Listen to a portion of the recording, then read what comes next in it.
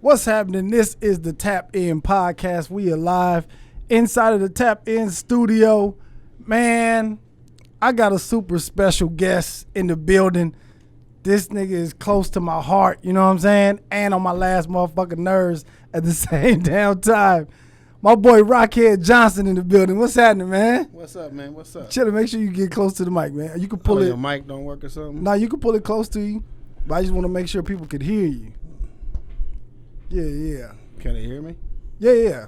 Okay. What's happening, man? What's up, man? What's going on, man? Chilling, man. Appreciate you for tapping in, man. I mean, you know, I got to do what I got to do. When a young fella, call for somebody. Yeah, man. Especially as one of mine for my I Can program, you know. Yeah. So let's get into that because I was thinking I was on the phone with my mom. She told me to tell you hi too. No, hold on one second. Okay. This live? No, it's not live. Why ain't live? Now I want to have some fun.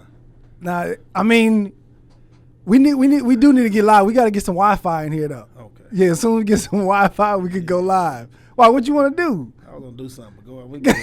We good. So like I said, my mom wanted me to tell you hi, man.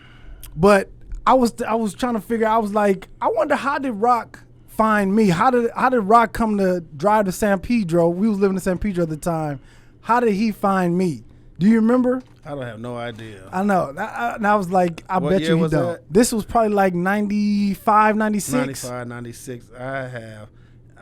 If I'm correct, someone told me about you. I think it was Dean Johnson. Might have been Dean Johnson. Because I think Dean is the one I think talked to my mom and was like, hey, I got this guy. He coming to pick up Dante. He's a real good dude, blah, blah, blah. And they was like, meet at the boys club at this time. Somebody named Rocc is going to come pick you up. And I was like, okay, cool. And then you pulled up and there was a bunch of other kids in the car. And I'm like, who the fuck is these niggas, man? We're like, who are all these people he coming with? And then from that point on, it's been like the only AAU coach I ever played for was you in American I Can. Mm-hmm. I didn't never play for nothing. How did American I Can come about?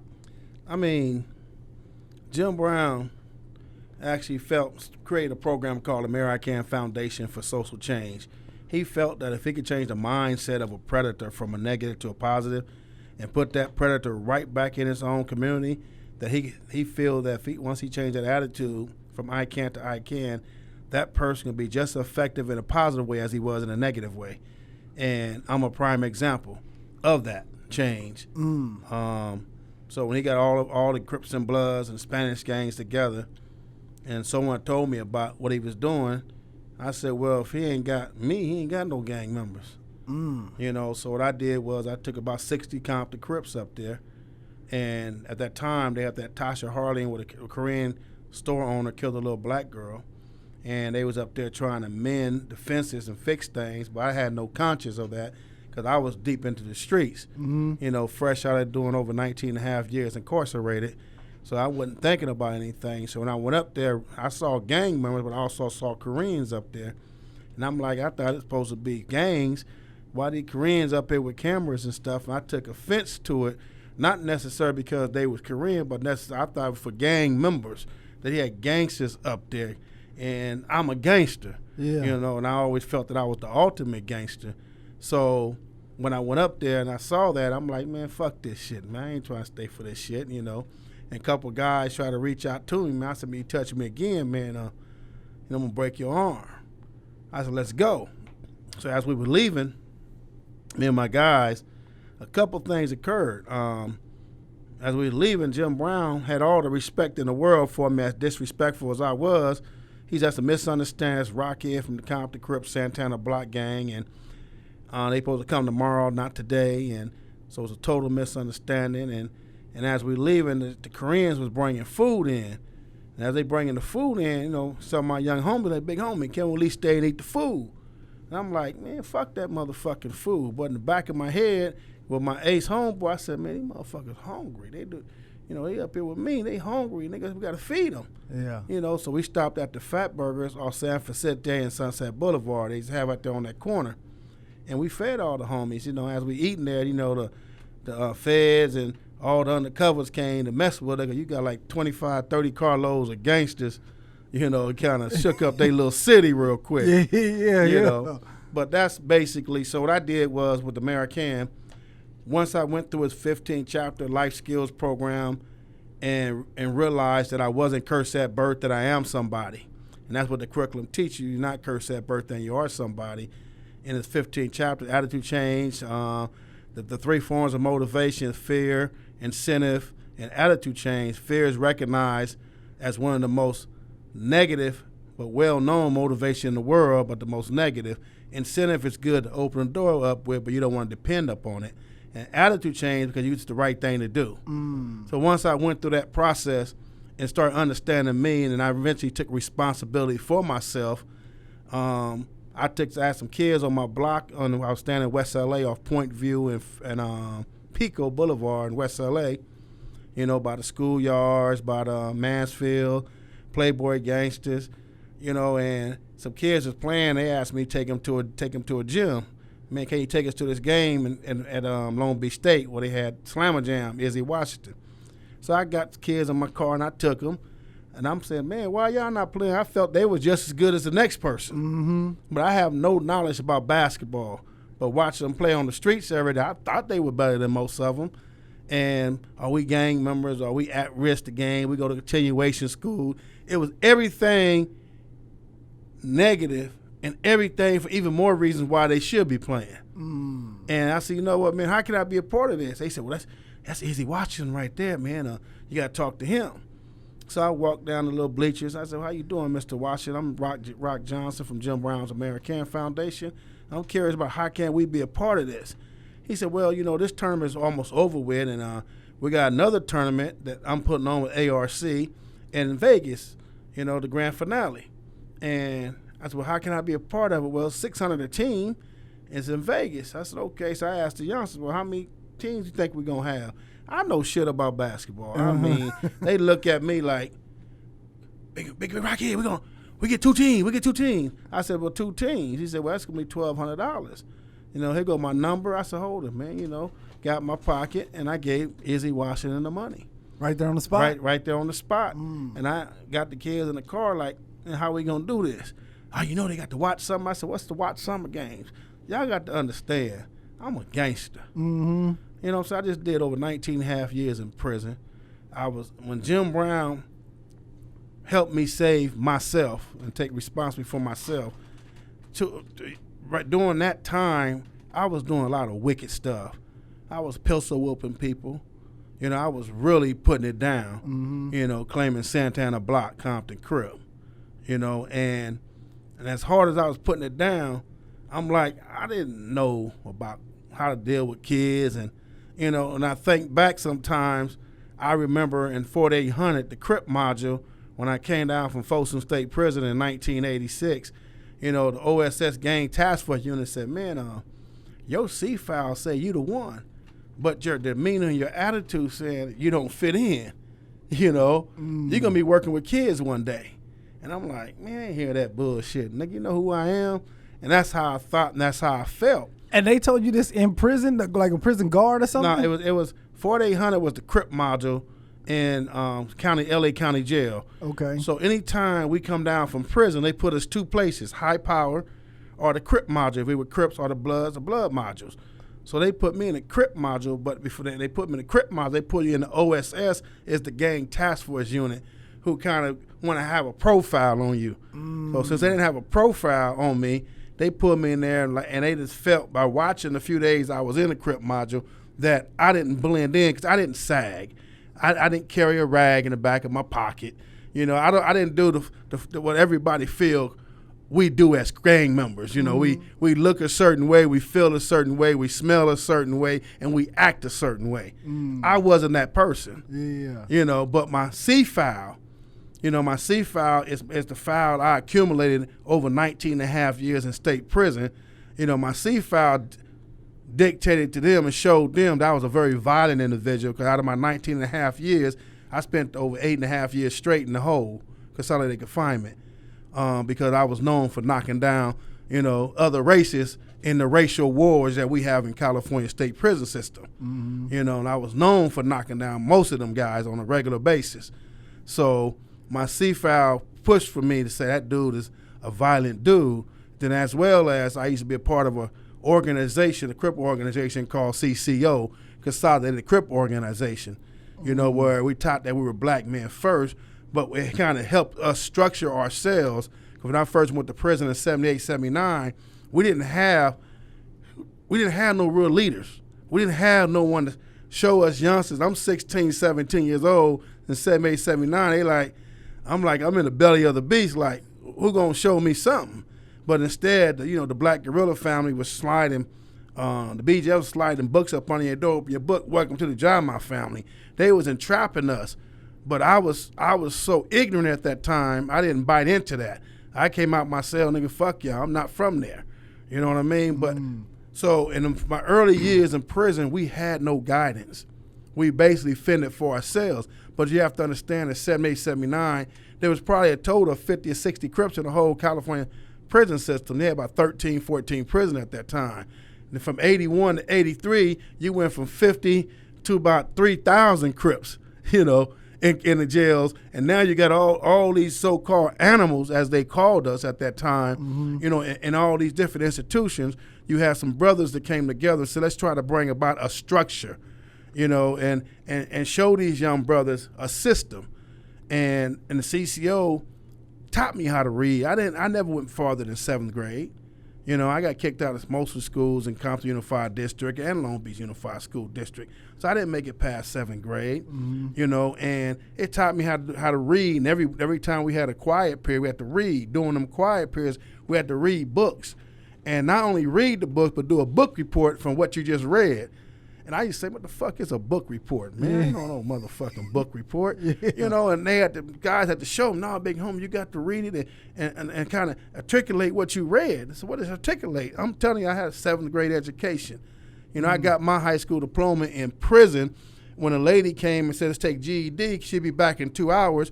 I made the dude next door to my cell take my test, give it back, and so I turned it in when she came back, and I got something in my little mail, said I got my high school diploma. I didn't get shit. He got it for me. Yeah. But I'm just saying, my mind was different. Yeah. But with that structure to kind of help me be a better person, it kind of help me understand and articulate things.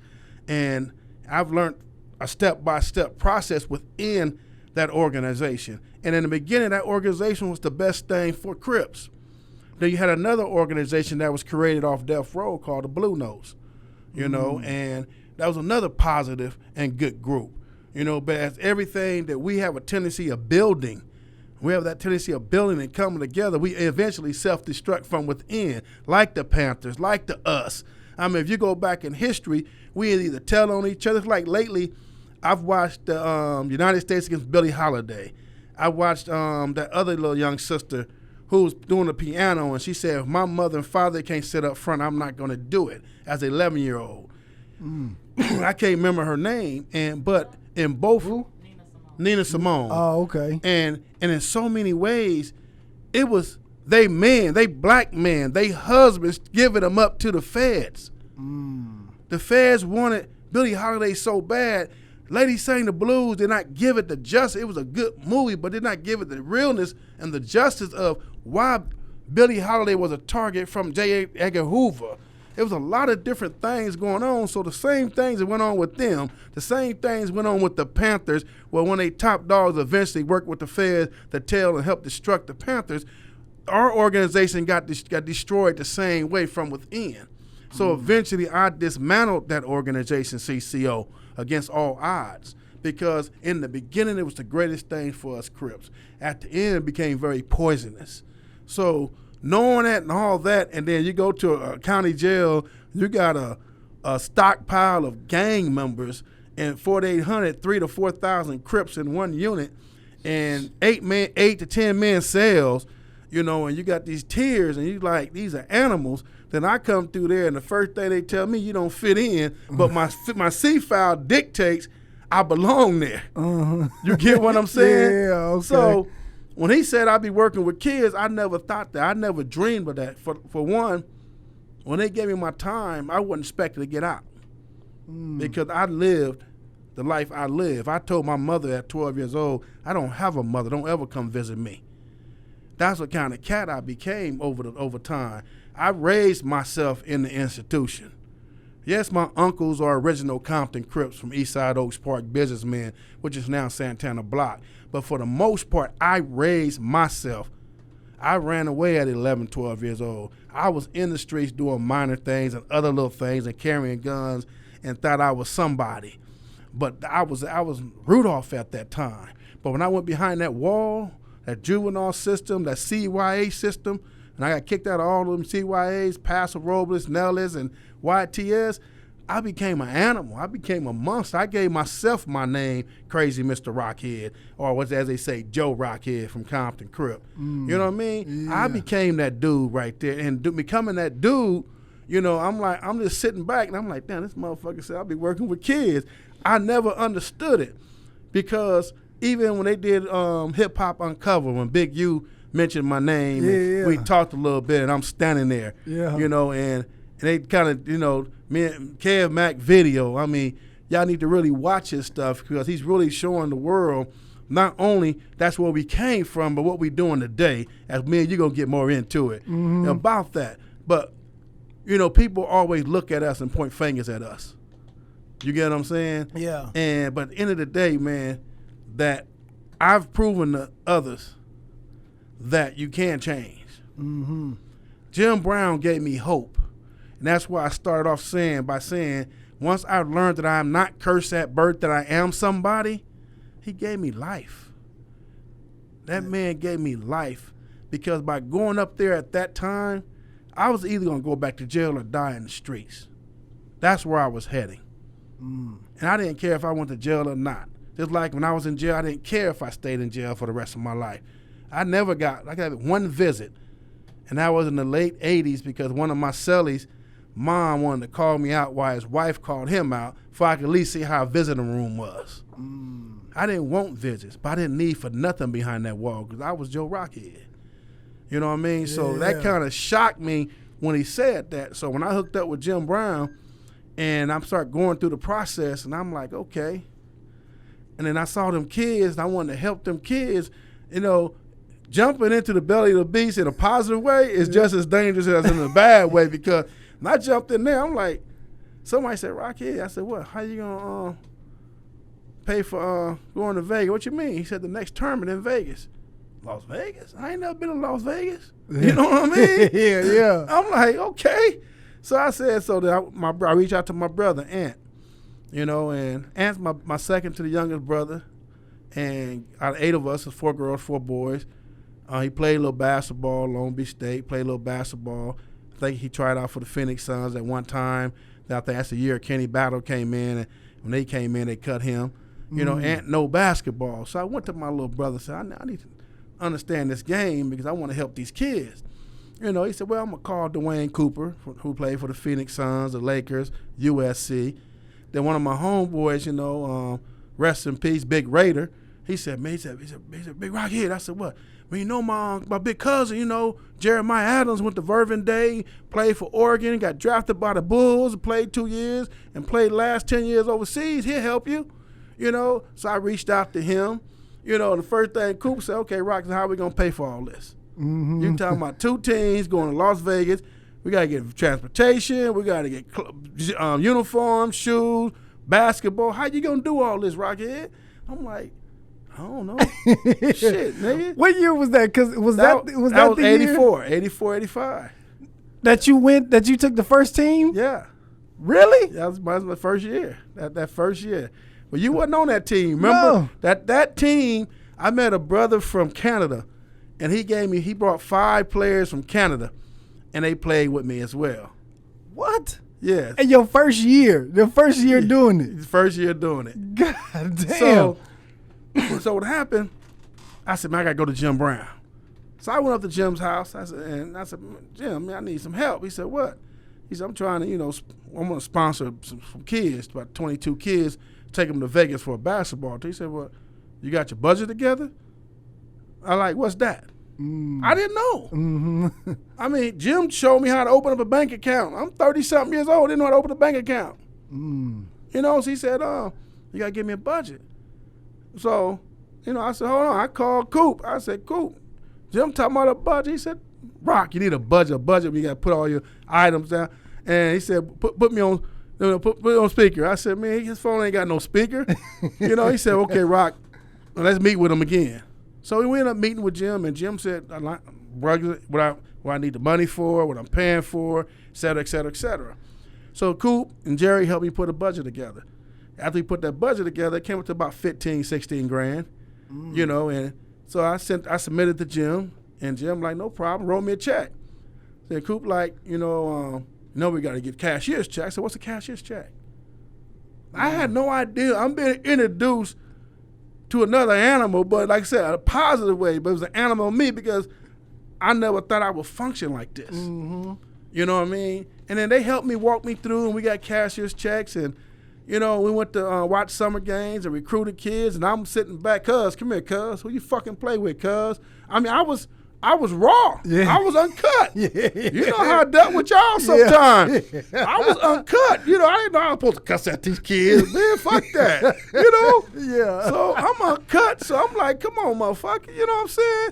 Who you playing with, my boy? No, fuck them. You ain't playing for them, cuz. You playing for me. You feel me? You know what I'm saying? Yeah. I'm like, I'm just talking, but I'm serious about getting them. Right. So we get enough players, and we practice, and they showing me different shit. And so my brother, who coaching, bro? I'm coaching this motherfucking team, man. Fuck you. And so we went to Vegas. I'm not knowing, not one kid ever left a city before. Not one kid never left Long Beach, never been out of Compton, never been out of L.A., never been out the West. I mean, these kids, and that's what I think society don't really get. In our time, especially in my time, but in the 90s, it was still existing. Parents was not getting out showing their kids the different things, the diversity, how diverse everything is.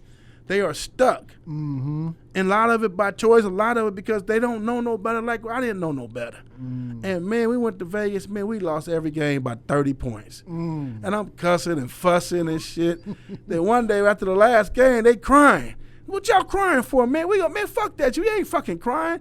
What you crying for, coach? We not crying because we lost. We crying because we ain't never been outside of Compton before. We never been outside alone before. This shit is fun, coach. We ain't had nobody trust us like you trust us. So I told Coop, we got enough money, man, for another day or two. He said, Rocc, if we don't, I'll pay for it. And we stayed 2 more days for the youngsters to have fun. And at that time, they had a hotel next to the Circuit. It was called the Wayward Ho Hotel. The Wayward Ho? Wayward Ho Hotel. But it was 3 or 4 bedroom units. So I could put a whole team in there in one unit. Yeah. I did that for a couple of years. A couple of parents like, where my kids stay at Wayward Hotel? That don't sound right. Yeah. But so we came back to L.A. and then after ARC had some tournaments, your boy from 4D, Ray, out of Pasadena, out of San Pedro, Ray, 4D All-Stars. His name is Ray. He had the 4D All. He used to give tournaments back then. And he gave some tournaments, man, and all of a sudden a couple of my kids come to me. Hey, Coach, I said, what's happening? Man, we got to change the name. What you mean we got to change the name? Coach, they call us the I Can't All-Stars. Man, fuck that, nigga. We sticking with fucking I Can't All-Stars, homie. You crazy? But, Coach, man, it's rough. I be beating them up. I said, no, quit beating them motherfuckers up. We going to be all right, young fella. We going to be I Can't All-Star. And we became the laughing stock till all of a sudden, I think that was the year you came aboard. All of a sudden, the I Can't team, you might beat them. They're going to make your ass play. Yeah. They're going to make you play. Yeah. Then we became from a laughing stock to one of the toughest, hardest teams to beat to a motherfucking reputable motherfucking team over all these years. Yeah. And I'm telling you, and as you know, man, man, we got over 200 kids in college, Division I school. Hassan Adams was one of my first ones. Hassan Adams from Westchester. He's one of my first kids. Went to Arizona. They got drafted in the 2nd round to the New Jersey Nets. He's one of my first ones. And even everybody tried to take him from my experience. I had Tommy Gunn, Tommy Johnson from Crenshaw, E.J. Harris. And it's so funny with that travel ball, I learned, you think prison got politics, you think streets got politics. Man, youth basketball is the most sorriest shit in the world of how people and the things people do. I'm going to EBO, Fresno tournament. EBO at that time, as far as California, the biggest tournament ever that Mott's gave. I mean, we played against everybody. Carlos Boozer, the Twins, everybody. And we going there. We going to Fresno. I'm waiting on EJ, Tommy, and some other cat from Crenshaw to get in the van. They didn't show up, so we left. We took that 3.5-hour drive.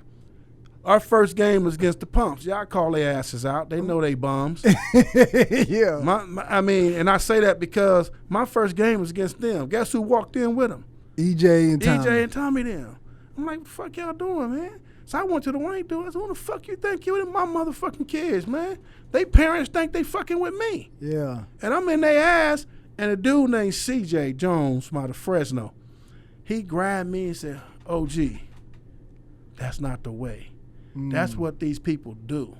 These white devils take our kids from us, use them, and spit them out. And I said, man, fuck that. They gonna do me like that. I'm gonna bust them up. No, you not. How the kids gonna get home? And he held on to me. And not only held on to me, he showed me something. For the first time, I allowed someone to hold me and show me that kind of love. And not only did he do that, his son eventually started playing for me. He would send his son to my house every weekend to come down and play for me. You know, but that was my first experience. When you got parents calling me, well, my son, his son ain't with me.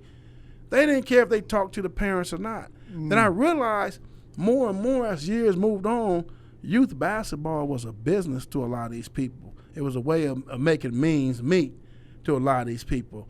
I mean, you have teams who's fully sponsored and still charging kids $2,300 for 6 weeks or 8 weeks of fucking summer basketball, or telling parents, or you can start paying now in September, pay $300 a month every month until when it come up, most of the shit will be paid. I mean, it's a really crooked business. A lot of kids been misled. A lot of kids been hurt.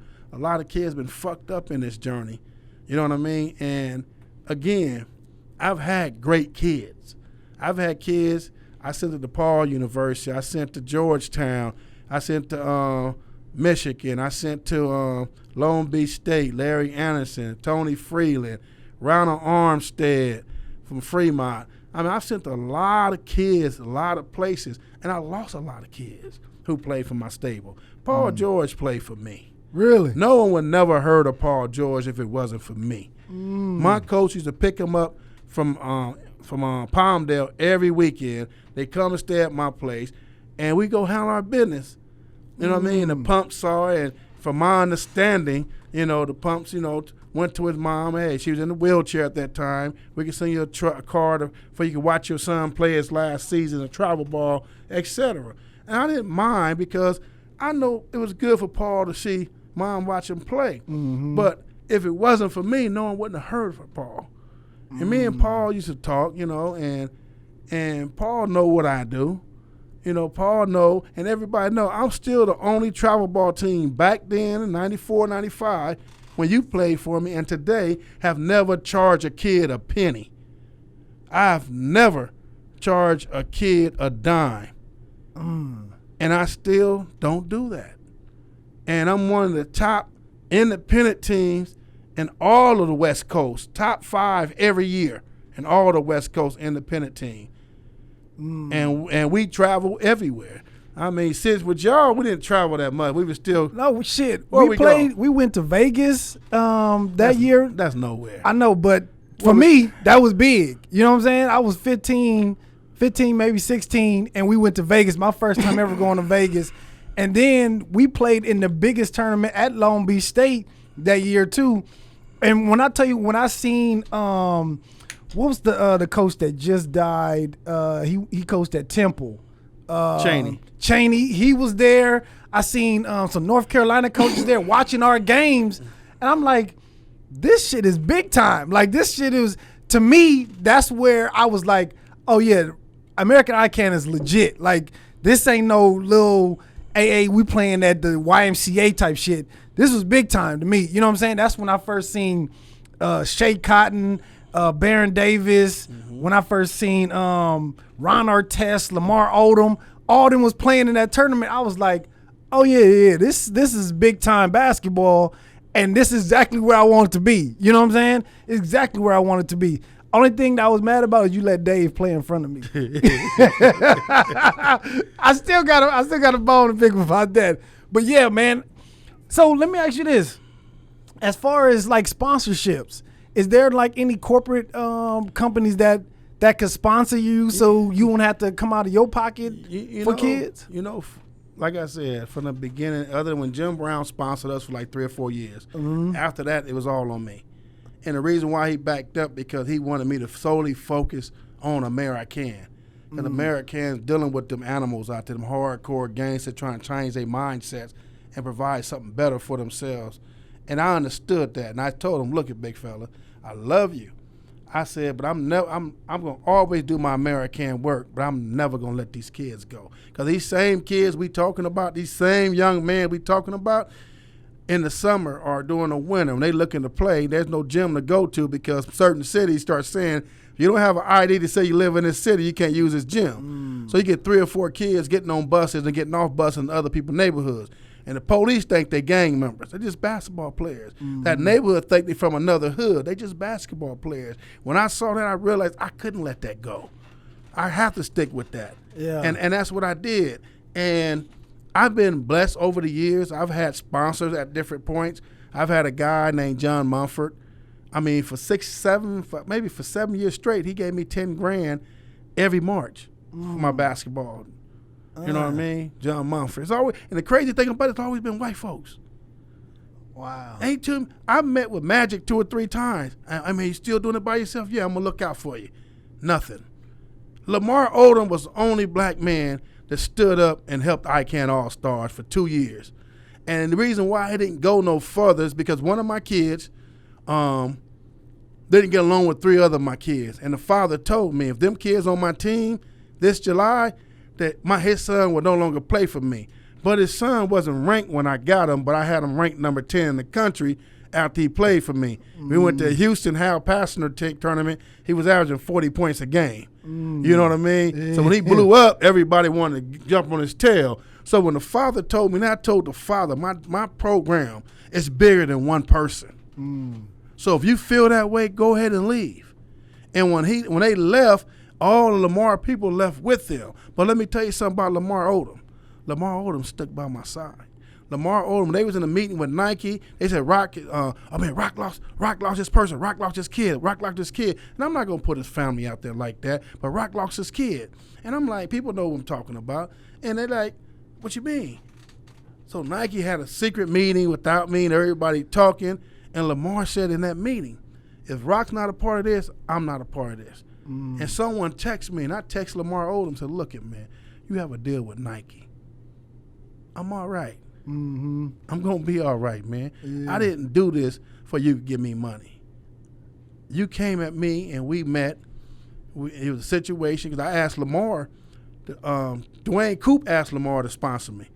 But someone in the streets approached Lamar and told Lamar, if you don't want us to, keep extorting you or jack you, you got to look out for programs like American and woo. So Lamar told Coop, man, how I'm gonna look out for a team when some guys try to jack me and told me I have to take care of. And when Coop called me, I reached out to that guy that Lamar was talking about, and we had a heck of a conversation, And then when I finally went to one of Lamar's functions and told him about it, I called Lamar when the dude was right there. And the dude, I was just telling him, I wasn't telling him to do this. I was just trying. I said, dude, you don't do that. If you're going to extort somebody or jack somebody, keep my motherfucking company name out your fucking mouth. Although you're trying to help, said look out for programs in our community like that. But it was taken wrong, like this is what we doing. Right. You know what I'm saying? It's like people trip off, you got to check in, you got to do this, you got to do that. I mean, on some real shit, I could be just like that. My name is big enough. But why in the fuck I would do that? I've never been an extorter. I've never been a jacker. I was that man to knock you down. I was that motherfucker get in your face. Yeah. I like picking on bullies. I like hurting bullies. I don't care for no bully. That's another form of bullying people and that weak shit. I mean, my thing is, that's not my nature. You get what I'm saying? Yeah. You know, so when Lamar and we talked, and Lamar got behind me.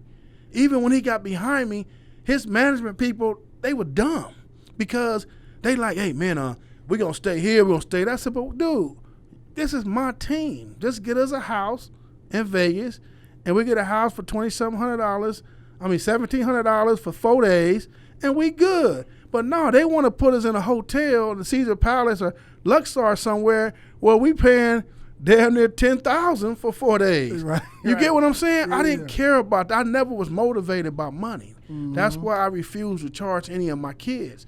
So Lamar was probably the only black man that sponsored individually. Dwayne Coop, Jeremiah Adams. I had a couple of my friends that I built a relationship with over time. They would give me money here, give me money there. You know what I mean? But it's always been the white folks who would give me $10,000. That's one guy someone introduced me to, and great dude. His name is Mike. I can't remember his name. One day somebody introduced me. I'm in his office. I said, man, I'm trying to get some plane tickets. We're going to Arkansas. He said, Rocc, I love your story. I'm going to ask you one question. Can I pay with my credit card?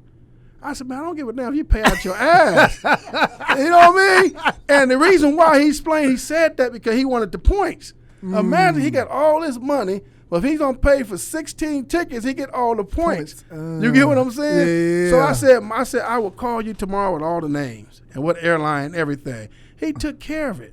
So it's always been about, like Jim Brown always said, it's always about special people.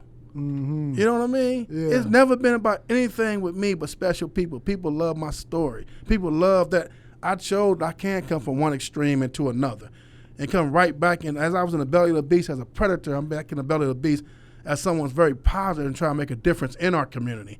Derek Williams played for me. Number 2 draft pick. Yeah, he went. Did he go to Arizona? He went too? to Arizona. Yeah. We got drafted by Minnesota, number 2. Yeah. And again, another peculiar situation. I mean, the kid loved me. People feel that someone else sent him to Arizona. No, they didn't. I sent him to Arizona. He was supposed to go to USC. Tim Floyd left USC. And everybody arguing, and someone said someone sold him to Memphis. Someone sold him to Memphis. And one day I called him. Sean Miller called me, and we talking. And he said, man, what's happening with Derek? I said, you ain't into Derek, Sean? He said, man, Derek don't want to come here. You know, his handler don't want him to come there. So what I did, I called Derek. We talking on the phone. I said, man, you want to go to Arizona? Man, they ain't calling me, Rocc. They ain't calling me, coach. I said, you telling me if I get somebody on the phone right now, yeah. I said, coach is on mute. I hit unmute. They talking. Yeah. I said, Derek, for me, make it seem like it came from you. I don't want your mom to know it came from me. I don't want your handler to come because they may be in total denial because I'm the one who laid this in your hands. Yeah. And I told him, I got off the phone, took no credit. And I'm watching everybody else take credit for it. Yeah. But Derek Williams was mine. That's one of my kids. That's crazy. You know, and his handler was one of my coaches, you know, but when that stuff with Lamar Odom broke away, Lamar Odom still gave me $10,000 that year. You know, that he took $15,000 and went to Lamar's team Odom and took Derek with him. You know, his handler. But when they wasn't playing, they was playing with them, Derek was averaging 15 points a game. When they was playing with me, he was averaging almost 30 a game. So when the kids saw that, and his handler saw that, he told his mom, don't let him play with them no more. You know, coaches don't like him playing for 2 different teams. You know what the people using lies and excuses and stuff. Yeah. So they tricked him and got him out of that, but I still got him in a good situation. You know what I mean? That's my kid. Paul George is a beautiful person. You know, I talked to him a few times about sponsorship. He got his own program going. But at the same time, he know where I came from. Yeah. He know what I do. You know what I mean? And then you have, who else I had? Ronnie Aguilera from out of Southgate. Big. He played for the Lakers briefly. I went to Colorado, got in trouble, ended up going to Cal State Dominguez Hill. I had Tony Freeland out of Fremont. I mean, his great story. He's knocking people out, on the basketball court. Someone told me about him. I went, I said, what's happening, Tony? He's fighting. He almost knocked out Jeremy Tyler from San Diego. Yeah, you know what I mean? This dude had an attitude and demeanor because he was mentally and physically tough, and he felt that people looked down on him because he's from the hood. He's from the bottoms. And he's 6'7", 6'8", and I got him, and he played for me. And I got him to Paul University even when he went to this is how fucked up the system is. Imagine you're graduating from Fremont High School and you're going to DePaul University. The head coach of DePaul University is standing right there at your graduation, and the first thing your principal say, I don't know why you want him. All they're going to do is smoke weed and knock people out. See, that's scandalous. You get when I jumped, and the coach grabbed my shoulder, I got this, Rocc, I got this. But imagine, even after all the things this kid fought through and his family went through, he has a great opportunity to get out the fucking hood, and you got a fucking high school principal tell this to a college coach. Yeah. This is what goes on with all our kids. We just don't hear these stories. Yeah. We don't see these stories. Ronald Armstead, Fremont High School, was sleeping in the car. Someone said, Coach, man, you know Ronald? I said, yeah, I like his game. He ain't gonna show up. I said, why? He's sleeping in his car. It's in his grandma's car. I drove by 1 in the morning in the car. Man, get in my car. He ended up going to LMU. Got him in LMU. Played his first year. Second year, they got more better players than him. Well, we don't know. We don't keep him. We'll keep him in the partial for his academics. Mm-hmm. Then a year later, we need you, Ronald. Can you come back? You know what I mean? Everybody got hurt. Ronald came back. He got his degree. Then he got another degree. Then he got another degree. He's a head counselor. He's a psychiatrist. He all kind of stuff. Yeah. And I asked Ronald one day to come. Hey, man, I'm going to do the interview. They doing a little thing on me. When I just come. He come to L.A. Jordan in his convertible BMW, arm kicked back, 6'6", got a scarf around his neck like he white all of a sudden, and pull up music blind. I said, you know where you at? Well, I knew I was coming to you, big homie. I'm good. You know what I'm saying? Yeah. Big 50, Gray Street Watts. Big 50, Tyrone Riley was a 6'8" monster. Star baseball player, star basketball player, star quarterback. Parents died, got killed. Grandma raised him, had a baby at 15. First met him, the fuck you want, cuz? Gray Street Watch. And I looked up to him, you sure? He looked over my shoulder, saw his homeboy, big homeboys laughing. They came and said, Rocc, save our homeboy. You know what I'm saying? I said, man, I can't. Your grades are too messed up to get you straight to college, but I'm going to send you to the right junior college, and from there you're going to university. End up going to San Francisco State, graduated with his degree, went overseas 5-6 years, called me one day, hey, Rocc, here, I said, what's up, man? I want to do for my hood what you did for me. I said, what's that? I want to run my own program. Now he been the head coach of L.A. Jordan for the last 7 years. Really? You know what I mean? That's what I do, man. Yeah. I try to take the badness out of all these kids that people don't give a damn about. All people want to do is use their skills, their height, their talent for their own benefit, and they dump them. How many kids? You got typically 9 to 14 kids per team, correct? Mm-hmm. 1 or 2 kids may go to college. What happened to the rest? 99.9% of the kids go to junior college. Only that 1% normally make it because they're a highly ranked kid. They motivated by being taken care of. Mm-hmm. They got somebody that got their back. You get what I'm saying? Yeah, but the rest eventually drop out. Yeah. Like, look at all these shoe company teams. How many kids for them shoe company teams literally go to college, and how many players on that team that helped them go to college? What happened to the rest of them? You only have 45 teams, university, Division I's. Mm-hmm. So at the average of 2 scholarships per team to 5 scholarships per team, look at 995 scholarships a year. Yeah. Before the transfer rule came in 5 years ago, you was doing okay. But out of 900-something scholarships, you got 20,000 seniors fighting for 900 scholarships.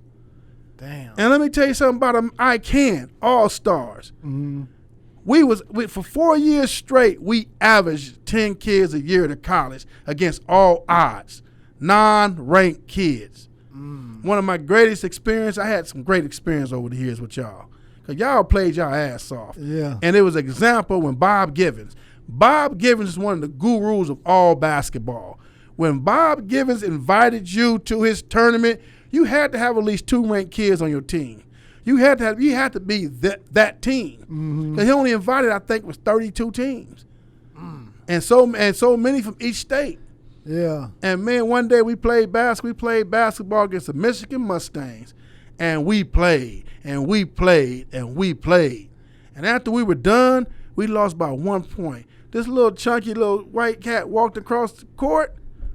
Excuse me, coach. I've never seen a team play as hard as your team played for their coach. I've never seen a coach as hard as you coach for your team. Are you interested in coming to my Bob Givens tournament?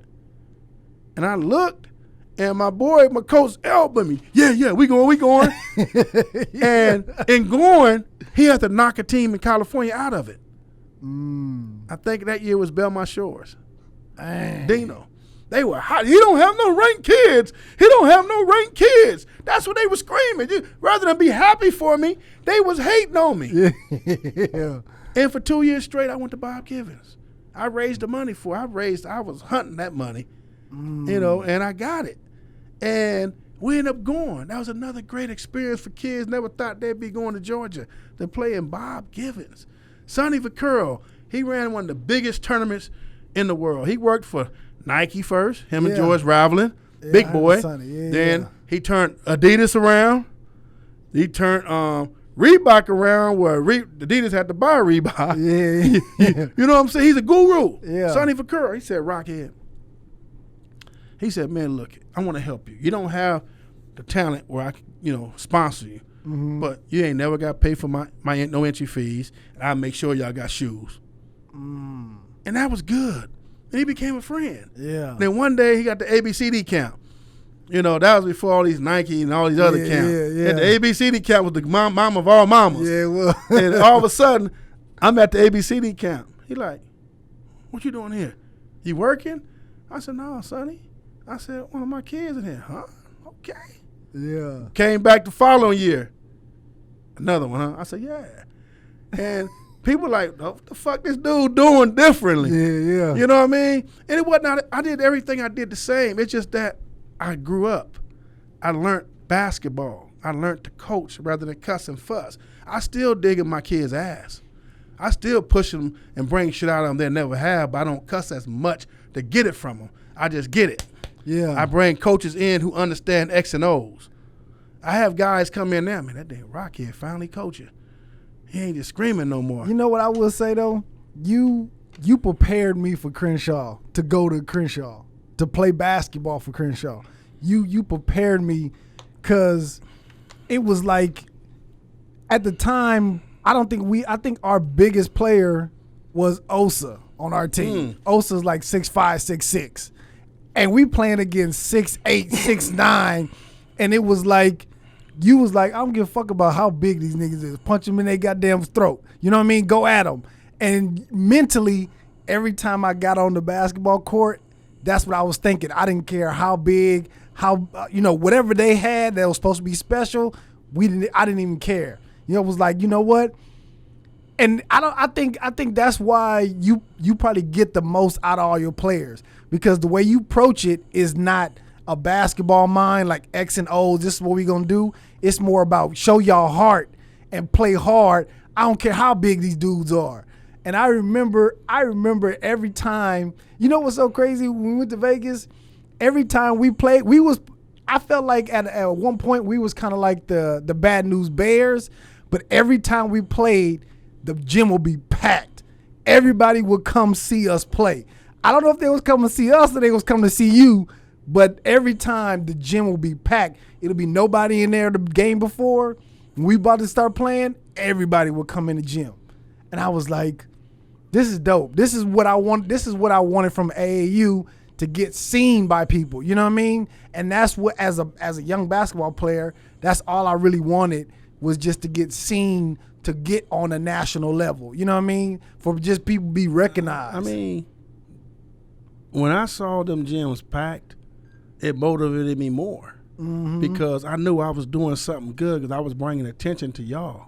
And that's all I cared about. It's like once Lou Olson told me, he said, man, what's the problem? I said, what you mean? He said, man, you lost a couple of games where you didn't yell, you didn't curse, and, you know, y'all missed 16, 17 free throws and stuff, and you cool with that. I said, man, everybody keeps saying I'm cursing too much. He said, man, be you. Your kids responding to you. Don't worry about what we say outside looking in. You know, we did a game against L.A. Stars. I think they had Trevor Ariza. They had two Westchester guys who went to the league. They had Sparks was they point guard. They had the team. Again, you walk in where the bleachers the coaches sit at. There was no. You had coaches standing up against the wall with nowhere else to sit. And we walked in there, and I'm talking smack. Y'all finna see a game today. Oh yeah, y'all finna see it. I mean, I was intensified. I was getting coached like, who this loudmouth weird motherfucker? And someone told me Mike Concepcion said that before from Duke. Who this loudmouth dude? I was like, y'all finna see a game today. I promise y'all. Y'all gonna get a game today. And I'm pumping my kids up, but I'm in the coach's face. You know what I mean? I'm in the coaches know me. They like, man, they go Rocc. They go Rocc. And man, we getting that game. Me and L.A. Star coach going back and forth. We in that game. Yeah. And guess what? I can't won. I believe it. I can't won. I believe it. We played against Boo Williams, Ed Davis. I think it was Anthony or Ed Davis, one of the two. And they had the 6'7" point guard. I think he went to North Carolina. They had the big kid from Syracuse. But I think they whole starting five went to Division I, and 3 of them in the league. We got them. Ed Davis said, it was Ed Davis, he said, California teams are weak and soft. I said, I'm finna show your motherfucking ass something. Yeah. And I ran into him a couple years ago. He looked at me. I ain't forgot, coach. You know, and they in us. They in us. Yeah. I had that year, I think I sent 7 kids to college. I had a kid from Palmdale. He went to SMU. I had that kid go to SMU. I had a kid go to DePaul. Kid go to Long Beach State. I had a squad. I had Chris Faber, big Chris Faber went to DePaul. I had a squad. Yeah. And let me tell you something, man. At big Chris Johnson, and let me tell you something. We beat them. Yeah. And we beat them, man. Boo Williams flipped me off, and they all ran out the gym. They ran out the gym. I was talking shit. Then we played against Ohio Red. They beat our ass. That was like the Elite Eight. They beat our ass in the Final Four.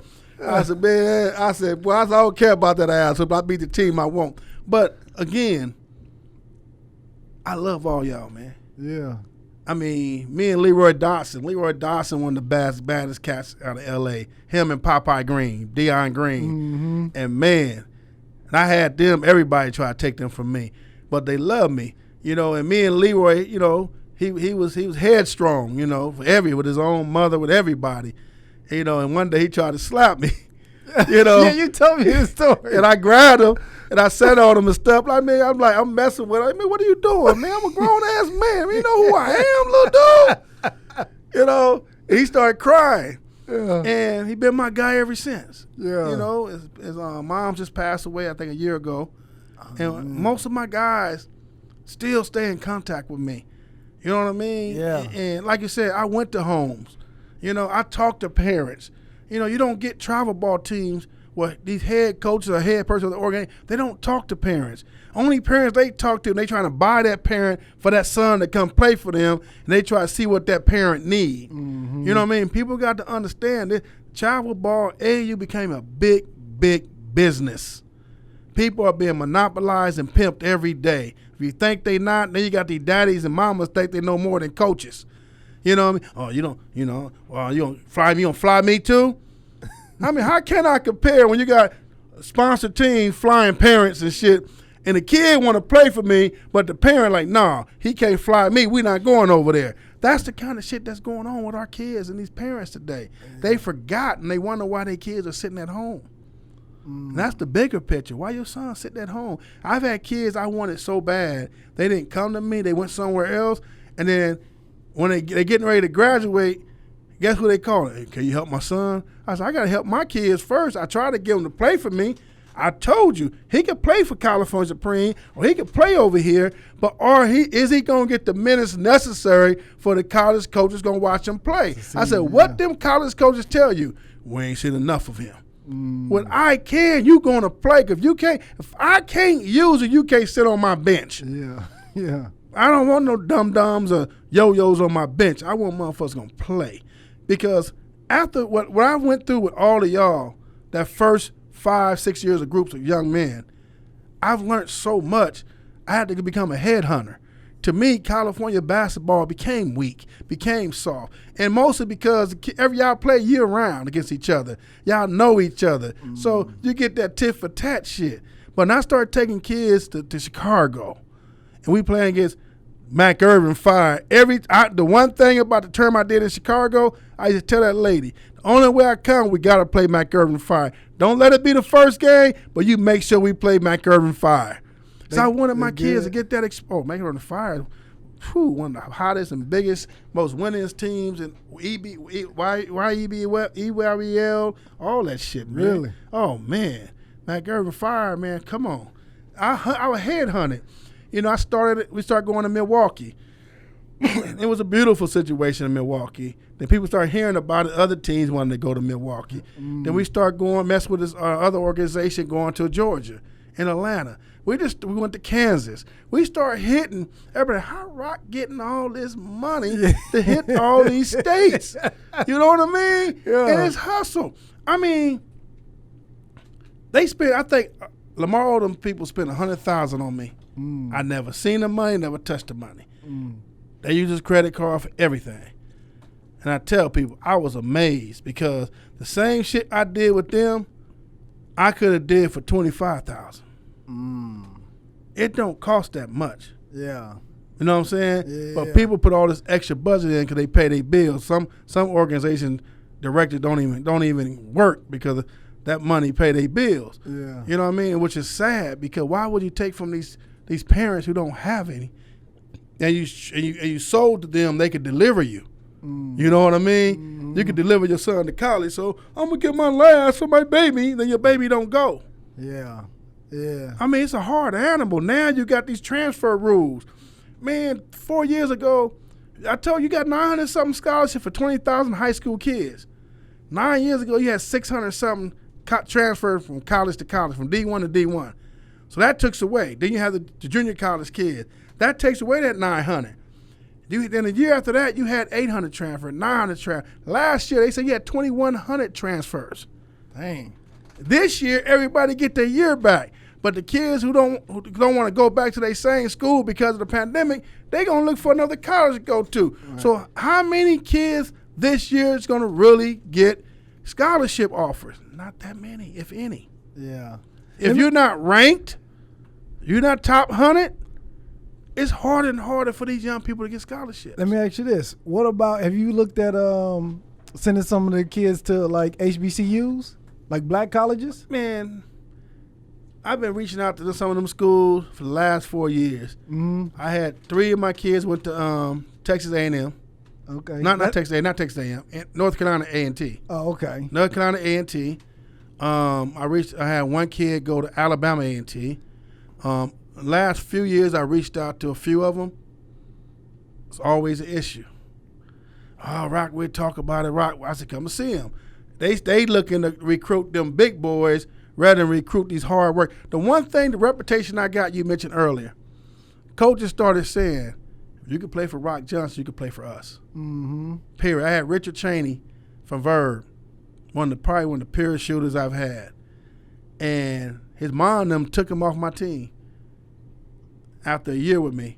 They said I was too tough, too violent, too vulgar. He went to Rick Majerus. He transferred.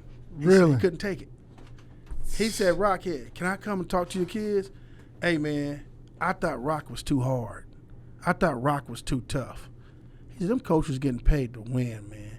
He said, man, Rick Majerus made me quit because I couldn't take it. I couldn't take it. And so college coaches said, if you could play for Rocc Johnson, you could play for us. Yeah. So we see what he do. Yeah. And my thing is my passion for these kids, man, these young people. I know I was an asshole. I know I was a fuck up in my life. I know I was a very dangerous person. I was a predator in my own community. You know what I mean? So how can I prevent these young people from following my footstep in the wrong way? Basketball, y'all gave me the opportunity to excel in something I had no knowledge about to help more and more young people have a window of opportunity. And most of my kids not going to make it as a basketball player. It's really about getting them degrees. It's really about changing that tenth of a thought of wanting to be a gang member to I could play basketball and go to a university. Yeah. You get what I'm saying? Yeah. It's just changing that mindset. And I felt in love with it. You know how, man, I sit back, man, I'm like, damn. You know, and I see kids going to college. Dave Tellett was one of the biggest ESPN sports writers for youth basketball for years. Now he works for an NBA team. And Dave Tellett, every year, he would announce on all social media who got recruited, who going to what college, who going this. And I called him one day, man, God damn, I know I'm a little Winnie dude type of basketball program, but shit, I got 5 kids going to college. He said, Rocc, for real? He said, Rockhead did it again. 3 more going to university college. Rockhead did it every year. Rockhead did it again against anything. He didn't have to do that. Yeah. Again, it's been special people. What Bob Givens did, what Sonny Vaccaro did, what Dave Tellett did, what people who really believed in me and believed in my story. And that's really how I survived. You know, I have a 501c3. I have you get tax exempt, tax write-off. I know guys who came through my system that made it in the league and doing pretty well off. I know they got their own programs, but we all still need tax write-offs every year. Yeah. You know what I mean? And I have that for them. How do people get hold of you? Somebody see this and they were like, you know what? I want to pour some money into the ICANN. I mean, my website has it. Okay. ICANYFC.org, if I'm correct. It's a new one, so I'm getting used to it. Yeah. Can I send it to you? Yeah, I think It's a new one. let me make sure. I'll put it underneath. We put it under that, but it'll be underneath. Yeah, it's ICANYFC.org. Okay. You know. And they can reach out to you there or just donate if they want to? They can reach out there and donate. I just sent it to you. Okay. They can reach out there, donate it to me, donate to the foundation. They will all get a response from me, a letter from me. It's real simple. Okay. But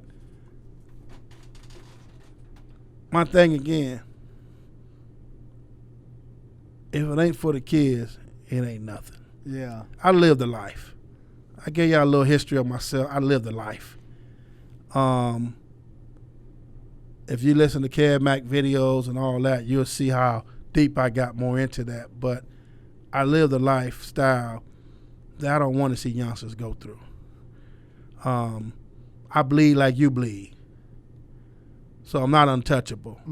I've been shot 11 times. I've been stabbed. But I'm here for a reason. You know, my oldest daughter, the lifestyle I lived all my life, got her head blown off in 1998. Damn. I'm still here. Damn. You know, and I just want to see things better for our communities. I want to see in this basketball world that every kid I could touch have that real opportunity, you know, and continue to see the world and see things differently. And like one of the reasons why I wanted to travel, not just to compete, I wanted to show them that Chicago streets are no different from L.A. streets. Milwaukee streets no different from L.A. streets. Atlanta, Kansas. And we start traveling. The more we travel, the more that these kids like, damn, coach. You know what I mean? He looked just like me. Yeah. You know what I mean? Yeah. You know, we eating the same kind of food. Yeah. You know, certain restaurants ain't the same, but the core of it is the same. Yeah. And like I said, a lot of that came from Jim Brown's AmeriCAN program. You know what I mean? The 3 basic needs, food, shelter, and clothing.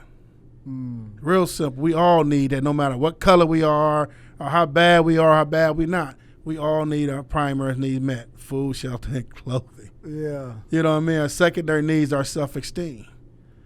You know what I mean? We look at dealing with our self-esteem one way or another. You know what I mean? Yeah. And our third is our social, how we view by others. Them are the three needs that's based in American program.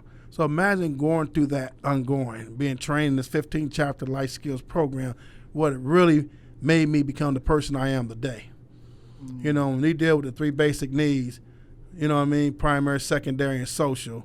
Primary is food, shelter, and clothing. You deal with three forms of motivation, fear, incentive, and attitude change. I mean, just deal with the basics of them alone. You know what I mean? We have a problem-solving thing that eliminate the negative, establish your facts, and choose your best options. You know, someone come to you, man, such and such said something about your mom. If you eliminate the negative, he don't even know my mom, so why would he even say that? Like, I don't know me. My best option, why this dude, coming to tell me some shit like that? Yeah. And my best option is to walk away from it. Eliminate the negative, establish your facts. My facts is, don't even know me. He trying to do something. My best option is to walk away. So when you got them tools and you teaching them tools, it makes you look at things a little bit different. It makes you understand life a whole lot better. Yeah. And them the things I practice with Jim Brown's American every day that I live. You know, even with my only son, Rocc. Little Rocc, as all y'all know him as. Mm-hmm. Little Rocc, the big old shorts to his knees since he was 3 years old. Yeah. And him, we have our moments, but he eventually had to go to junior college, went to an NAI school, graduated with his degree.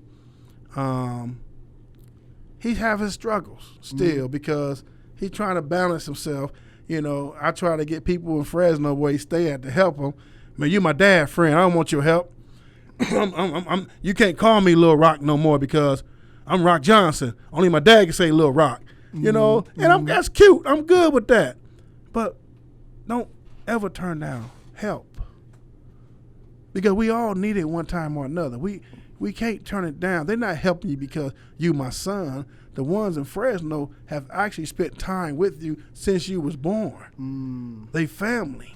Yeah. You know what I mean? Don't push it away. Yeah. And that's our his biggest fight. And again, like I said, most of my players, man, like Tony Freeland, he had his birthday. He had a little girl 3 years ago, and he called me. And he tell everybody this at family gatherings, and everybody be looking at him crazy. But he called me, he said, "Hey, Coach Rocc," I said, "What?" "Man, my girl pregnant." I said, "Okay. I think I'm gonna make her get an abortion." I said, "Why?" "Man, fuck that. I'm just gonna get an abortion." "Can I ask you a question?" He said, "What?" "You got other girlfriends?" "Yeah." "Uh-huh. Are they anything near her or what she is or what she about?" "No." "So you'd rather make her get an abortion, make one of them cluckers or them crackheads get a baby, have your baby, and deal with all them issues, when you got a woman who loves you, care about you, don't need for nothing, and got both her parents in her fucking life?" I said, "You do the math." A week later, I told her she could keep it. Thanks to Coach Rocc. Now he got a beautiful 3-year-old daughter, and man, I thank Rocc. Y'all got to thank Rocc for my 3-year-old daughter. I said, "Daughter, you got to thank Rocc here because you the reason why Rocc here, the reason why you here right now." Damn. But he's happy. Yeah. He's happy. Now, I want to have a boy now, Yeah. But he's happy. Yeah. The choices we make, we live with for the rest of our lives. Good, bad, or indifferent. The choices we make, we live with for the rest of our lives. So we got to be more mindful about the choices. Yeah. I mean, look at this situation. I'm here in Dallas. My former player, I got a lot of players with a whole lot of money, but my former player, who ain't got much, flew me out here first class, put me in a beautiful hotel, and treated me, like a man. But that's a testament to you, Rocc. Like other people that we had on the show, I don't think I would have done all this for you. I mean, for them. You know what I mean? It's a testament to you, what you meant to me at that time, especially my pops not being around, you know what I mean? And what you was able to do for me, because at the time we lived in LA on the east side, right? And then we moved to San Pedro. But when you took me back to LA, because I was a little older, I grew up on the east side. We moved to San Pedro when I was like in 6th grade, and we stayed out for 4 or 5 years. but I always wanted to get back to LA. And took me years to even realize what all happened.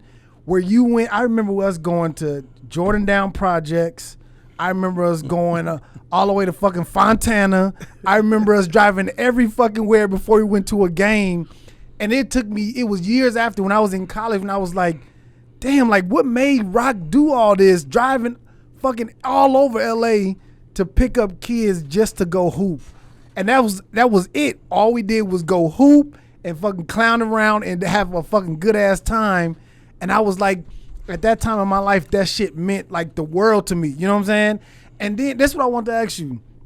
Because I know back then, it was other gangbangers that was, or at least I thought that was helping you run your program. Do you still do that today with other gangbangers, or do you have like a straight basketball staff? You know, what happened was a lot of guys from the streets were loving what I was doing. And at different points of their life, they were straight at one point. They played basketball, they hooped, and they saw what I was doing. They wanted to help. They wanted to show they could help. A lot of them guys was helping me financially wise. A lot of them guys was helping me drive kids around. And that was a time with y'all. It's basically the same now. A lot of parents really wasn't involved. A lot of parents had to either work or they didn't care one way or another. And you want my son, you got to pick him up. So that's why I was going to Fontana. That's why I was going to the Valley. That's why I put so many miles on my cars over time. Yeah. And I'm picking up, then I'm picking 5 or 6 or 7 pit cats every week. Yeah. But I needed to be there for y'all. See, what y'all don't understand, y'all really helped me. That gave me everything that I missed. I never had a chance to be a kid. So it was easy for me to mess with y'all, play with y'all, have fun. Like I was like y'all. Yeah. You know what I mean? Until I got pantsed that one time by one of my players. I hit him so hard in the back of his head. I said, I'm glad my hand was open because I would have gave him a concussion if I'd have kept that hand open. But y'all really gave me life.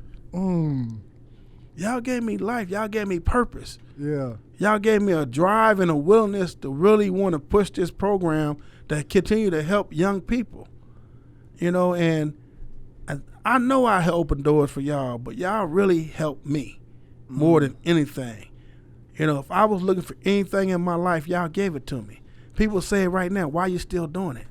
I'm doing it because I love it. If I can't do this, if I can't coach young people, if I can't help young people excel to another level, I don't know what the fuck I'm gonna do. Be honest, I don't know. This year sitting out been the hardest year I ever had in my life because of COVID. I shut it down, but it's hard. But it's just y'all give me a passion. Y'all give me a drive. Y'all give me joy. Then I can sit back and watch teams on TV. People that say, "Who's your coach?" I mean, what team you running for? I said, well, I had Georgia Tech play against. I had DeAndre Bell at Georgia Tech, and I had Ray Reed at Georgia. They playing against each other. I said, that was my joy. I ain't got no team. You know what I mean? I had Mark Hill at Tulsa and Larry Anderson at Long Beach State playing against each other. I mean, can you imagine that when you're watching college basketball, the odds are you watching one of your kids you help get to college and what kind of joy that gives you? Yeah. You know, I had a kid at Ole Miss this year, Luis Rodriguez, bad cat. Utah Valley, Marquise Moore.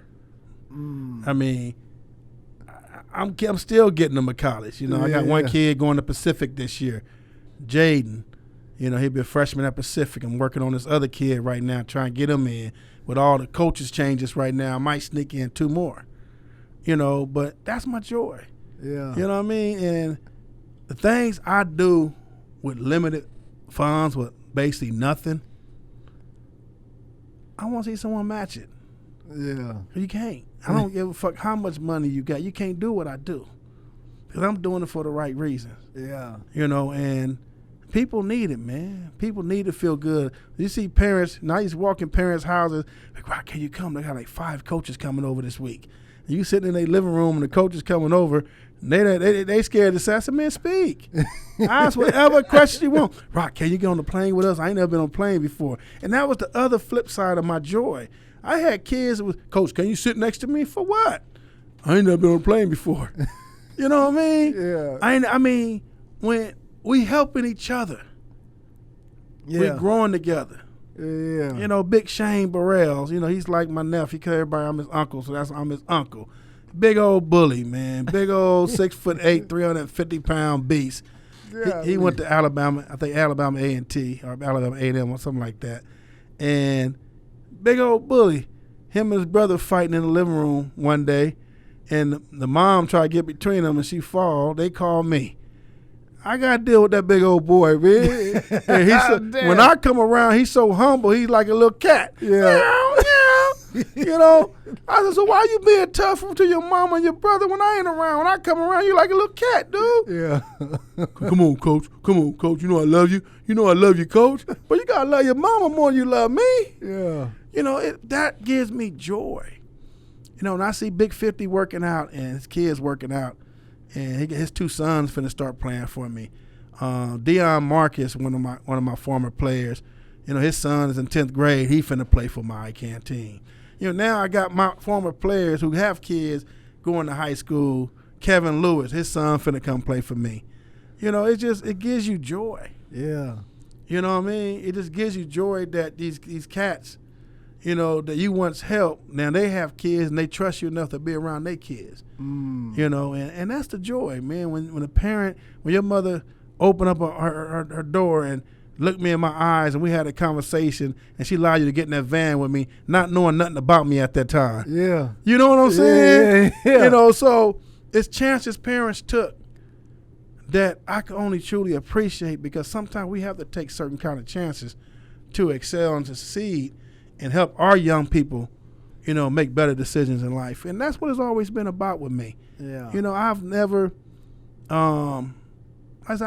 tried to extort nothing, take nothing from nobody. I mean, if you know what I do, I shouldn't have to ask. You know, a lot of people in California know what I do. Mm-hmm. Everybody know I do in, coming out, you know, and, you know, with Russell Westbrook's team, Reggie Morris, last year, you know, he gave me a gang of shoes. 2 years ago, he gave me a gang of shoes. People reach out in their own way. Mm-hmm. You know what I mean? ICANN have always been blessed in its own way. Yeah. And that's just out of respect and out of, you know, some good shit, you know, when you grow up with people, go around people, and they see what you do for all the right reasons.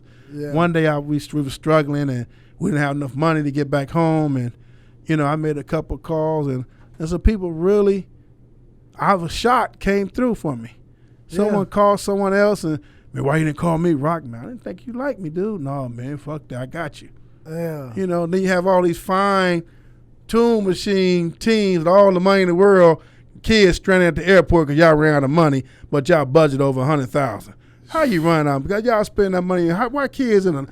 I had 2 kids leave me, play for this big time team. They dabbed me. We fucked. That's why we stuck at the airport. How you stuck at the airport? That team got all that money. Yeah, they flew almost every parent on the team with them too. you can't function that way. Yeah. You know what I mean? And I got to tell parents, man, trust me with yours. We're gonna be all right.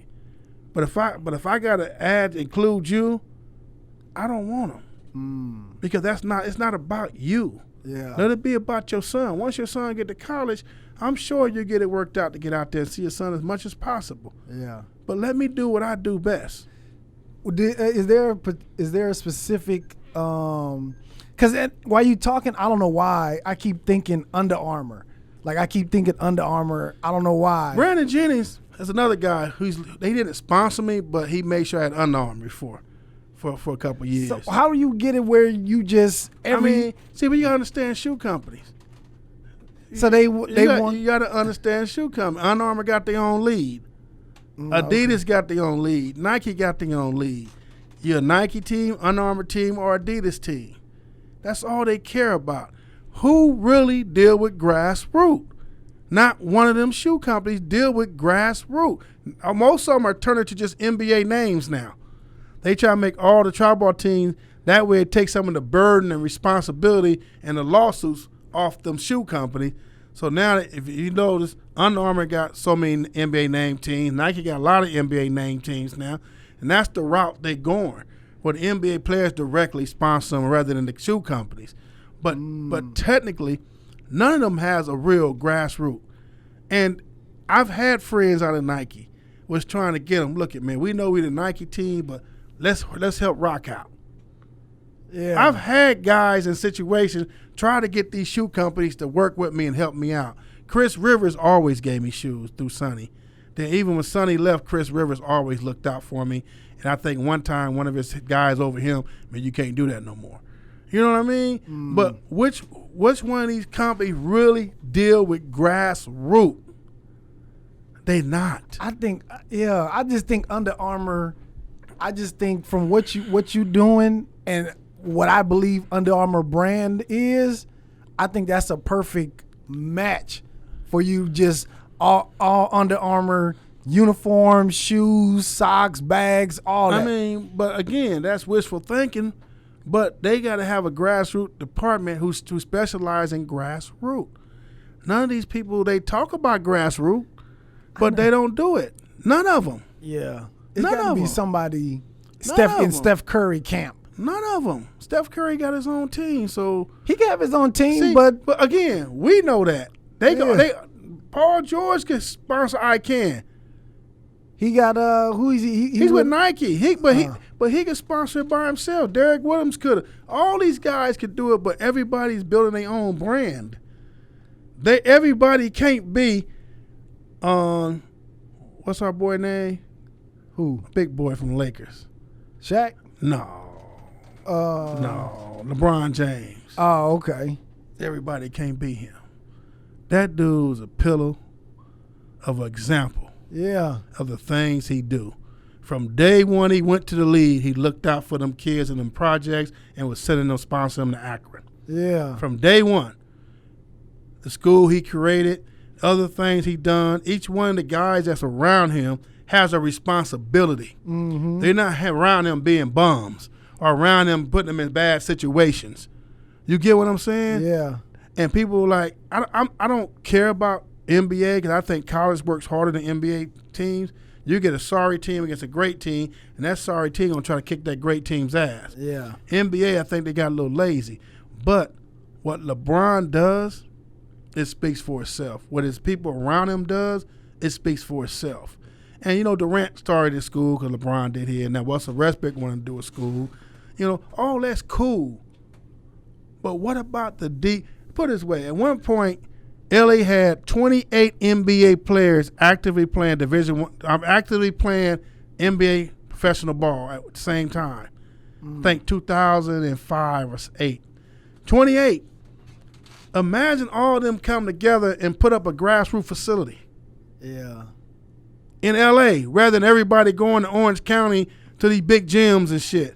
Invest in some land, all of y'all, you know what I mean, and come together for one cause. It's too much like right. Yeah. I'm telling you, it's too much like, man, I sit back and I watch and I look and I see, but that's their business, that's their money, so I don't get in their pockets. Right. Yeah. You get what I'm saying? Yeah. But it's easy.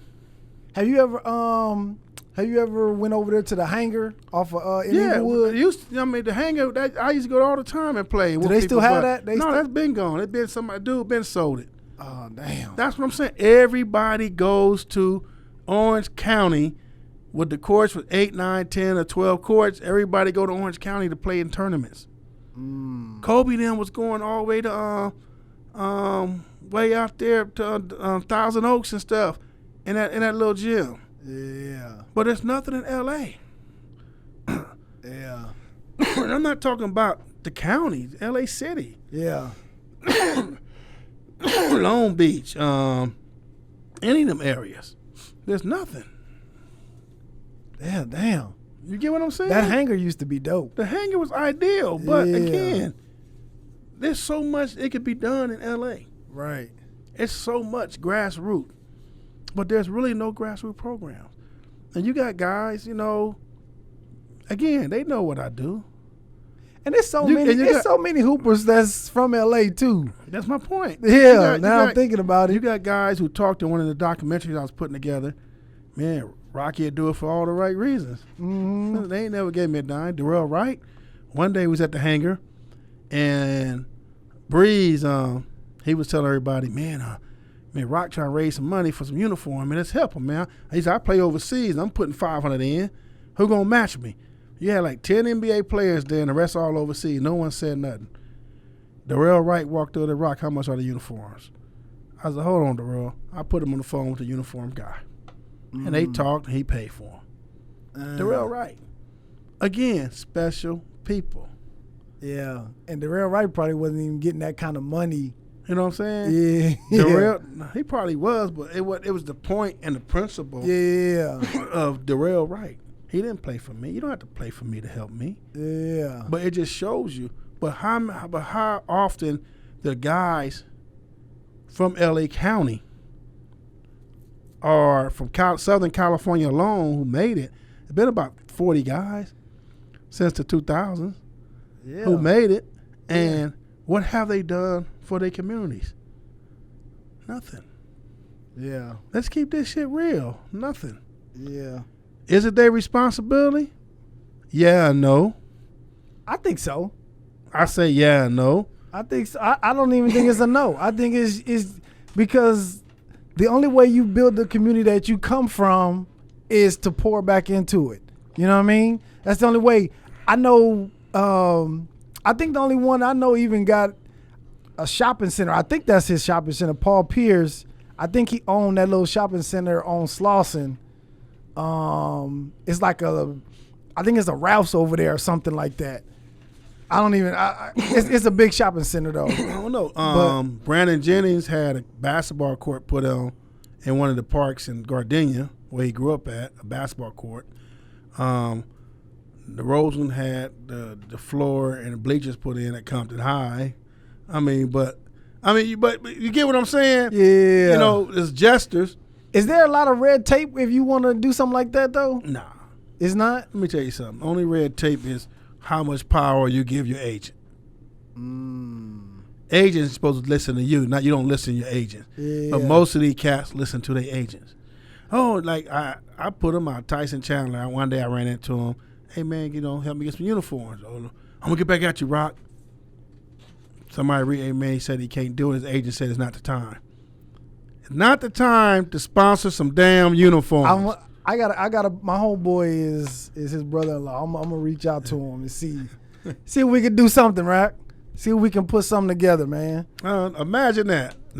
Your agent said not the right time to get some uniforms. Your name ain't on them.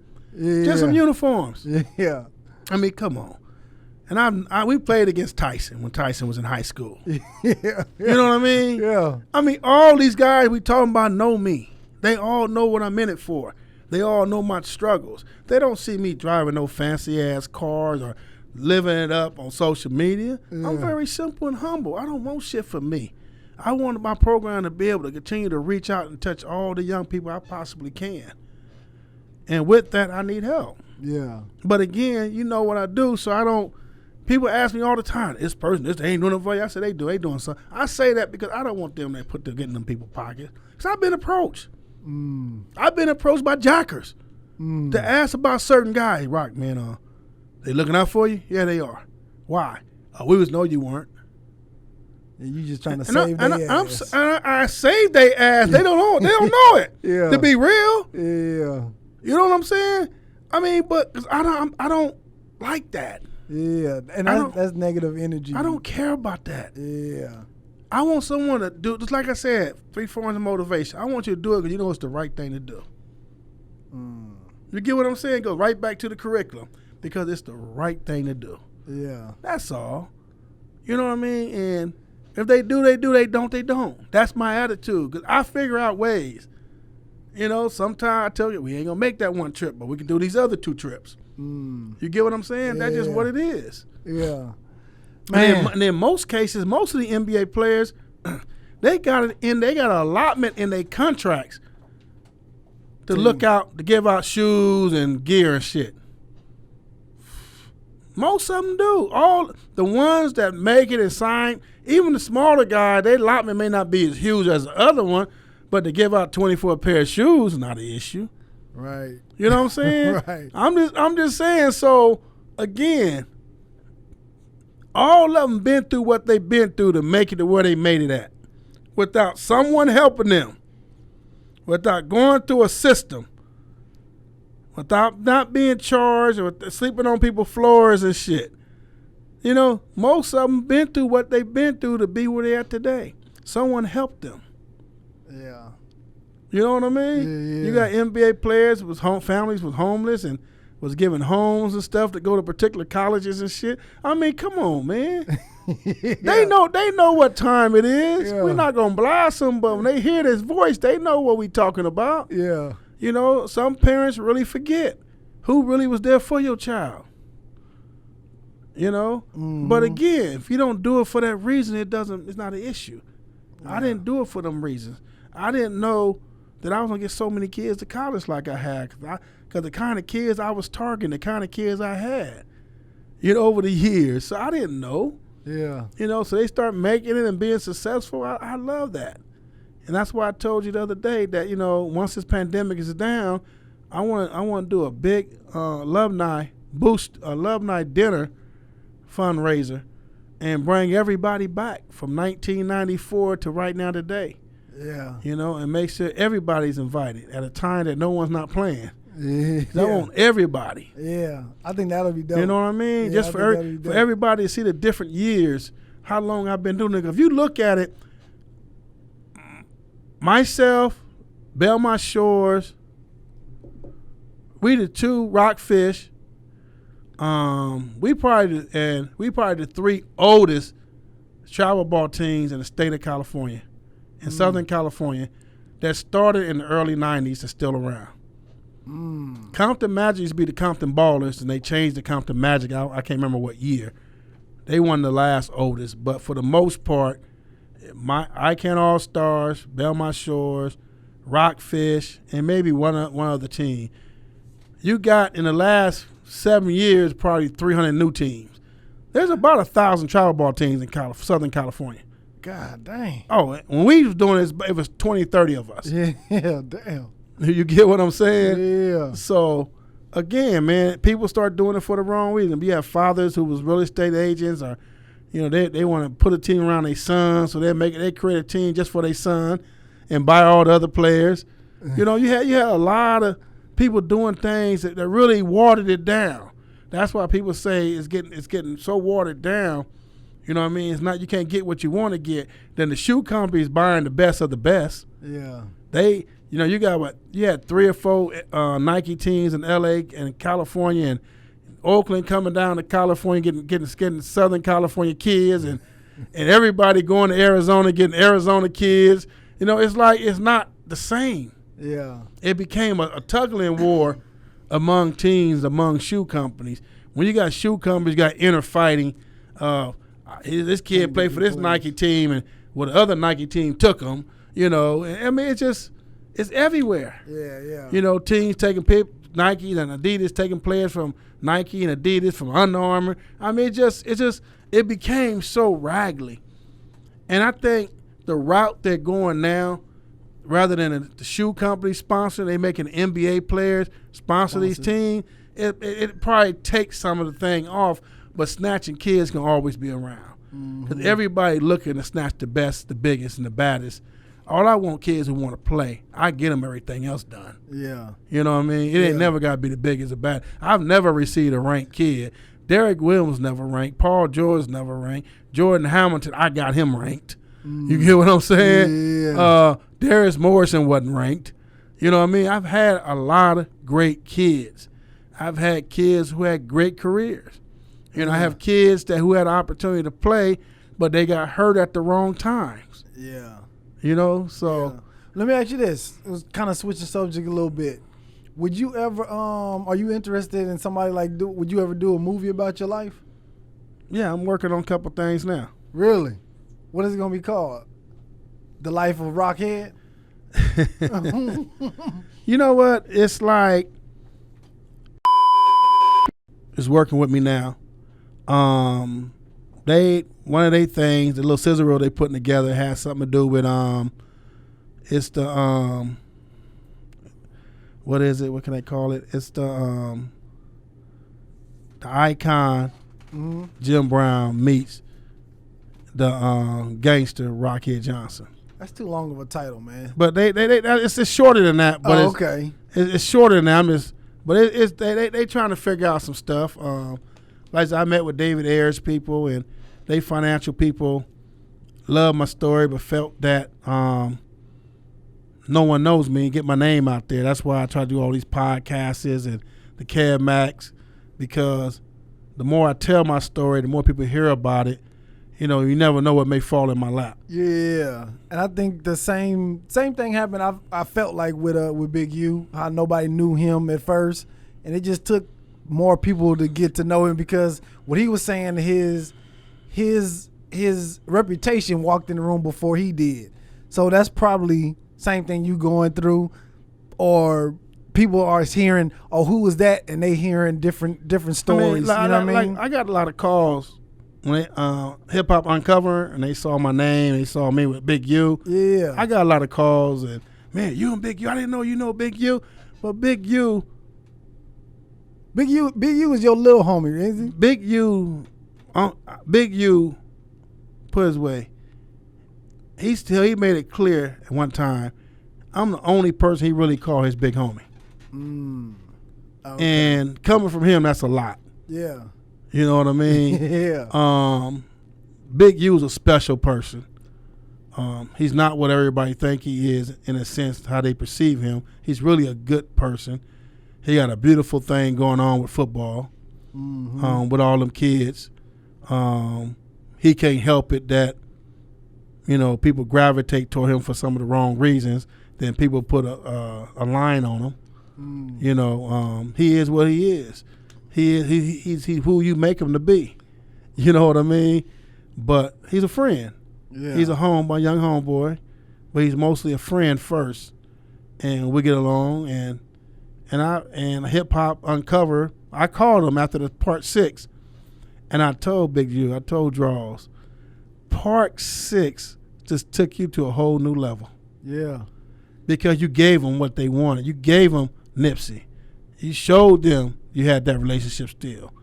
You showed that situation to happen, and then people end up giving you $200,000 and giving you gang of stuff for giveaways and shit. Yeah. I mean, you worked it. It's beautiful. Yeah.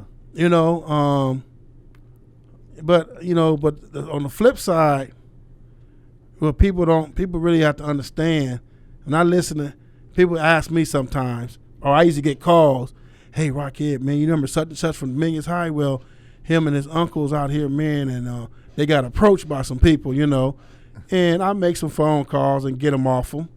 You know what I mean? Yeah. And again, like I said in the beginning, I could be that person. I don't want to be known as that. Yeah. I don't want to be known as you check in. I've had people call me, man, we want to do something in Compton. You know what I mean? And they reached out to me, and I reached out to that particular neighborhood and made it work for them. I didn't get paid for that.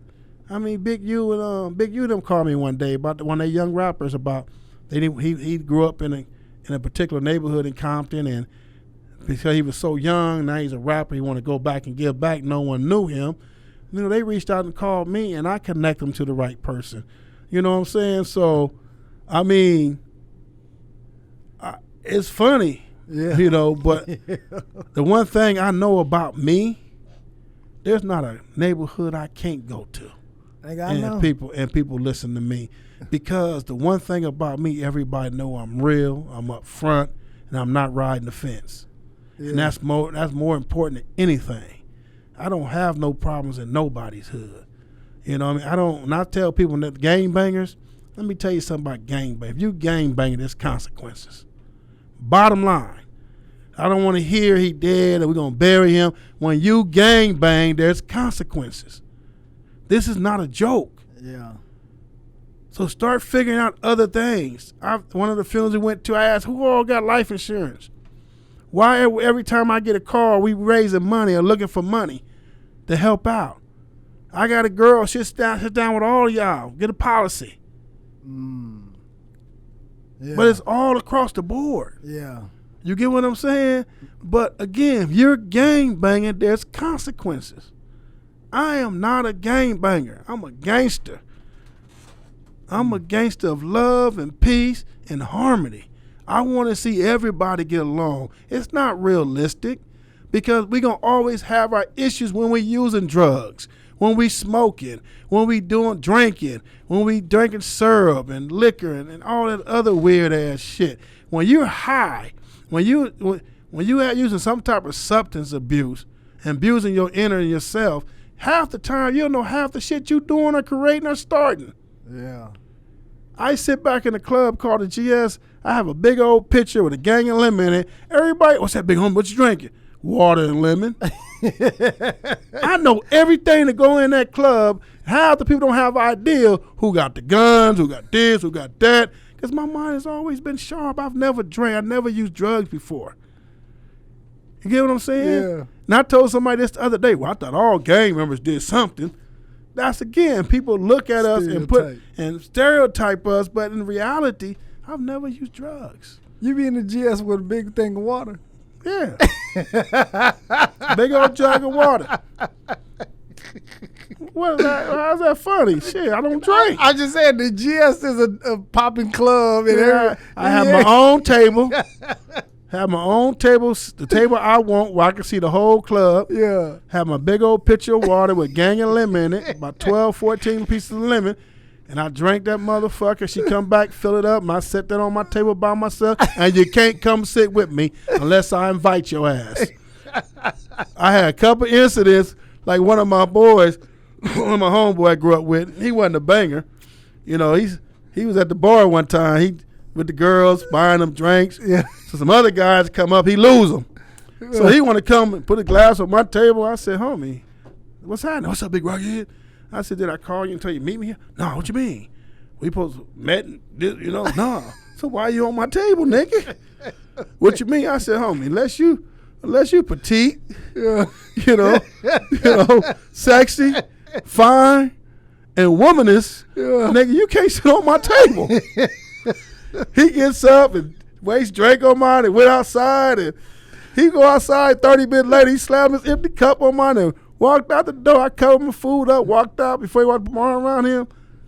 Dude, you ever do that motherfucking shit again, I'm going to tell your motherfucking ass, so you don't disrespect me. Man, you just tripped. No, I'm not. That's my table. And I did that, and I sat down. Before I sat down, I got a call from one of my company. What you do with the homie, man? I said, I didn't do shit, you know? Yeah. You know, and then, one day this dude wanted to sit on my, man, it's crowded at the GS. Yeah. Nobody, no standing room, no nothing. Hey, man, can I sit here? No, you can't. Well, ain't nobody else sitting. I said, no, you can't. You act like I own this table for the day. That's my table. I could ask, I'm a bachelor. I'm a single man. Why I want a Negro to come sit on my table? Yeah. I hit the road by myself. When I go out, I'm by myself. I could be accountable for me. I can't be accountable for you. I don't know who you just cussed out, who you just threatened. I don't even know nothing. But I know I could be accountable for me. So when I sit by myself, I know I'm at peace. I know people love me and respect me. I don't have enemies. That nigga just disrespected me yesterday. No, I don't have that because I'm accountable for me. So when I go out, I want to sit by myself unless I invited you or unless I said, man, come meet me at the spot. Man, don't come sit with me. Leave me alone. Yeah. So I might see something walk in. I need to sit next to me. You might fuck it off. You know? I'm meant to be real. Yeah. But, it's just people don't get it, man. I like my peace. I like my space. But since I've been I did the Cab Mac videos, man, Bloods, Pyrus, Crips from different neighborhoods would stop me, and they would say, Rockhead, man, what you said on Cab Mac, what you did, we appreciate you. Yeah. Man, I had my whole hood listen, OGs and little G's, nigga, everybody listen to it, man. You be telling the truth. Blood walked up to me in Target in the jungles. No disrespect, Blood, but I love your message. And that's what gives me joy. When you could take something I just shared with you and you run with it in a positive way.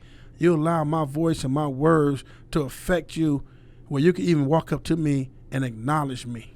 Yeah. And that's all I ask for. Yeah. I don't ask for much. I want to see the gang shit stop, but I know that's unrealistic. It's always gonna be around. But I need us to be more mindful.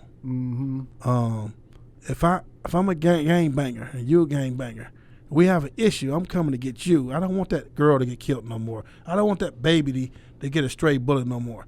You're gonna bang. Go do what we did back in our days. We got who we wanted. You get what I'm saying? Yeah. But in essence, people gotta stop.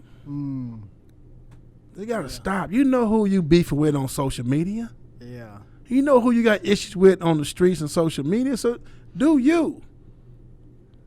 I want to stop altogether, but it's unrealistic for me to say that because these dudes ignorant, they stupid, they don't have an ideal.